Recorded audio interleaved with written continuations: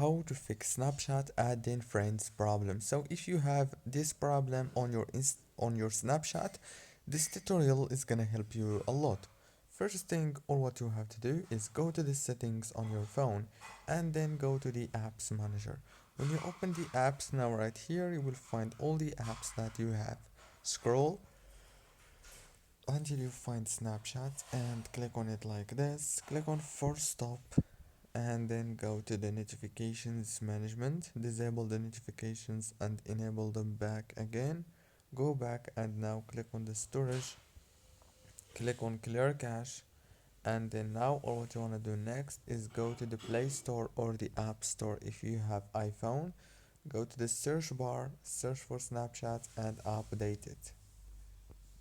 Very easy and simple as you can see.